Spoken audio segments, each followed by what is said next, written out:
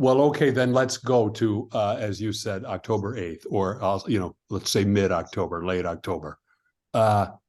It'd be unfair to ask so broad a question as to say what changed, but what changed and why? You mentioned a bit ago, Michael, I think you said more energy. Was that energy coming from new people interested in higher ed reform, or a deeper level of energy from those who already were? Or, how should we interpret that which gave rise to the donor revolt? A deep sense of betrayal, and perhaps even a sense of awakening. The betrayal was watching students the day after the worst massacre of Jews since the Holocaust, celebrating this. And of course, I asked two questions immediately. Who raised these children? And who pretended to educate them? And the anti-Semitism problem on campus had been a dirty little secret for a very long time. Where were the overfunded DEI offices? Were they active on that front? No, they weren't. And when you dig deeper, Berkeley spends almost, I think now, $40 million a year on its Office of Equity and Inclusion. That's not scholarship money. That's just money for the apparatus. And seeing how bad it had gotten was one of those great wake-up calls for people like John Huntsman and Mark Rowan and Ronald Lauder, people who had been incredibly generous. And I am sure that what they felt was just deep betrayal. And of course, the administrations, but the university leaders that are normally so eager to weigh in on every issue of the day suddenly were silent, or giving these kind of tepid, both sides statements that really, said next to nothing. And what's beginning to emerge now is a recognition that the anti-Semitism problem is egregious and horrifying, but there's an even deeper cause behind it, which is miseducation.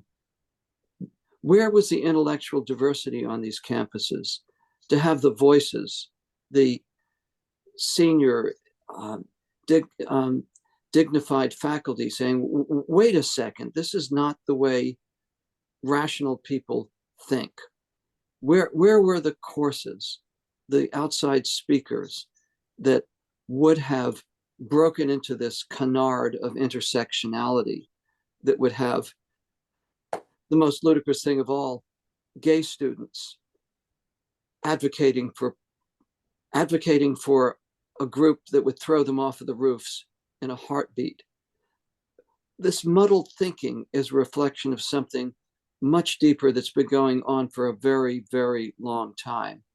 And that erosion of the free exchange of ideas, the cancel culture, the DEI offices that are so myopic in looking at only one kind of diversity, these are problems that have been crying out for redress. And that's where I hope the donor revolt is going to bring us back. Donors should not be looked upon as piggy banks or check writers or guests at the football game. They're the guardians of values. And this is an opportunity for them to say, it's not our checkbooks that are at issue now, it's our values. Mm-hmm. How long do you think, this is a very pessimistic question, how long will this increased sense of energy, this sense of betrayal, the energy arising from the sense of betrayal, how long will the passion last? And then specifics on how you think it should be or could be directed. Is it the case that when universities now say, oh, we have a task force, is that going to deaden the sense of betrayal or meet it, I guess, or be considered enough to not be as in a revolting mood? Personally, I doubt that these kind of cosmetic measures are likely to convince the sorts of people like Clifford Asness and John Huntsman and Mark Rowan. What I worry about is the smug response that we heard from Penn. They'll be back. Give them a few years. They love the alma mater. They'll be back. So this really is the moment for them to come together and to make so absolutely clear that this is going to be a fiscal hit, because schools really do understand that, sadly, perhaps more than they understand values, and to stay at it. And as Emily has been saying, to look for ways to fund the things that reflect their values. And I'm going to turn this over to Emily. We're real good at helping people write gift agreements so that they're not going to be betrayed. Mm-hmm. Exactly. Yeah. So, I mean, we know that giving in a restricted manner is a lot more difficult than just writing that blank check. So that's why we exist to provide the services to make that easier. So helping to identify good partners on campus, helping to identify good programs, and then of course also helping with a gift agreement to ensure that the gift stays true to the donor's intent. I just wanted to add too to the question of, will this change last, is kind of what I think you were asking. And I'm really encouraged because it's not the first time that donors have stopped giving to higher ed, but it's one of the first that they were so public about their outrage and their disapproval. So my hope is that their courage in speaking up and, not just kind of silently fading away, as a lot of donors have done. And, I have respect for that as well. But the courage that they had to speak up and say something, I'm hoping that will inspire other philanthropists too, to know that, they don't have to continue, funding a status quo that's so broken, that they can do what these other donors did and make a real statement that could make a difference. Right. You make reference to previous instances where donors stopped giving. Were any even close to being like this, or are you thinking of individual donors who were mad at some reason, or were there appeals to a collective where there was a group of them saying, come too much, but anything like this at all, or was it all individualistic decisions? We know some quiet examples, but I'm struggling to think of any that have been nearly this public. I don't, Michael, does any come to mind for you? I can't think of anything quite like this on that scale. There have been flashpoints. The Bass gift to Yale for Western civilization, but that didn't stick. Similarly, Princeton's misuse of the funds for the Woodrow Wilson School. Of course, it's now been renamed. There have been instances, and I actually want to give Emily a compliment. She is ferocious in helping people with legal follow-up when their gift agreements have been broken. And that's, of course, one of the things that we all need to do. This is very painful. I wish I could be giving my modest contributions to Yale University again, but they're going to have to change a lot in order for me to feel good about doing that.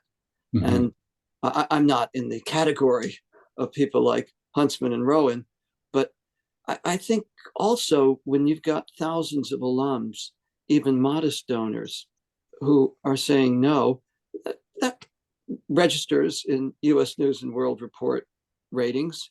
And that's also a pretty persuasive metric for these schools. So I am optimistic. I think our duty now is to help each other stand firm, to find the philanthropic outlets that are going to rebuild what we need in this country, the private-public partnerships for independent institutes, oases of excellence that will give students the opportunity to have the kind of mentors that I had, to whom I'm so very grateful. Nobody need mention any names unless you want to, but I assume there are some instances where the recommendation on your part would just be, no, don't give to that university, at least for the time being. I understand you'd say unless, yes, but, or yes, if, but are there some places where it'd be good to just have a little, moratorium or stay away from? It seems as if some have concluded that. That's on the menu of options, right? Yeah, I mean, so ultimately we're donor directed. So if a donor is, bent on giving to one campus and cannot be swayed, we'll help them make that gift in the best way, but we'll also kind of raise the flags that they should be aware of, let them know that this is a risky gift and why. We really try to encourage donors to think beyond the kind of Ivies and the elites, to look at other institutions that might be a better match for their values, because there are some really great campuses out there that are doing wonderful work that kind of fly under the radar, and they don't get the kind of support that, Penn has an endowment of $20 billion. There are many places that are doing excellent work that don't have that kind of funding, where donors can really make a difference. We helped one couple in Tennessee. They were alums of, I think, Vanderbilt and Princeton, but they realized that their donation would just be a drop in the bucket there, that they wouldn't get any kind of,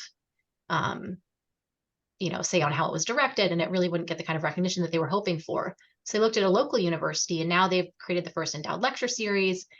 They can go to all the lectures, and they're part of the advisory committee. So that gift has ended up being a lot more meaningful and personal, even though it's to a college that neither of them attended. So we really encourage donors to think beyond the alma mater and think if there are other places that might be better suited for them. Yeah. As policymakers look at this landscape of higher education in this context, in the tax-exempt context of, in large part, some may say, you're a tax-exempt organization yourselves. What do you think of proposals to go after the tax-exempt status of pro-Hamas groups, I'll say? Does that make you skittish?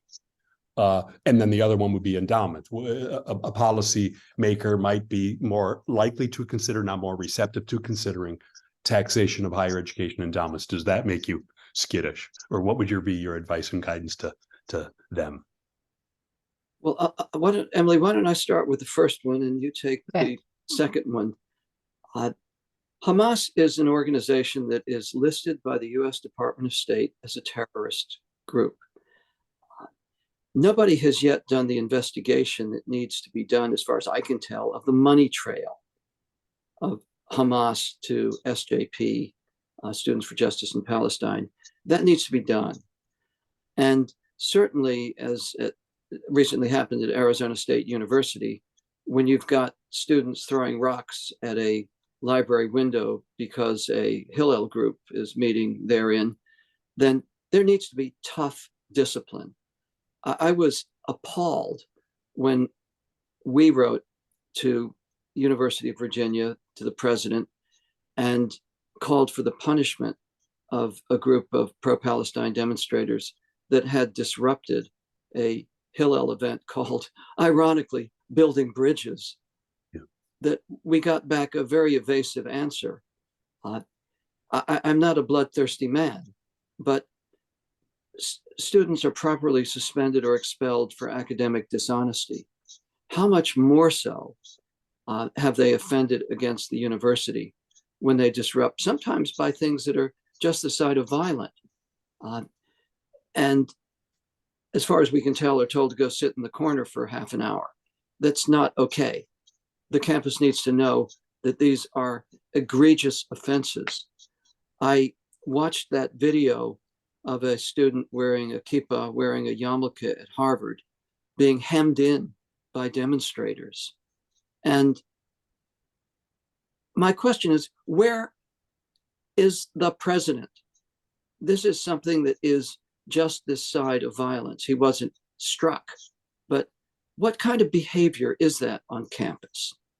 And this is a place where alumni can be very, very forceful in saying that this is not the alma mater that we're ever going to support. Change it.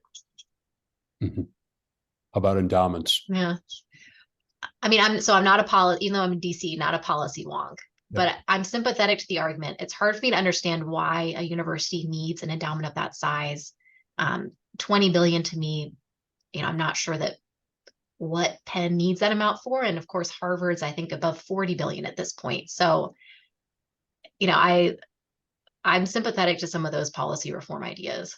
Mm-hmm. Mm-hmm. Anything about which I did not ask that you'd like to answer? Your questions have been extremely good. This has been fun. Well, that's very nice of you to say. I think we can maybe end there then, after I thank you, Michael Poliakoff and Emily Koons J, for stopping by, as it were, electronically here to talk to us today. Been a real honor, a real privilege to speak with you. We're delighted to have done that. And thanks for all you do for the Giving Review. Thanks.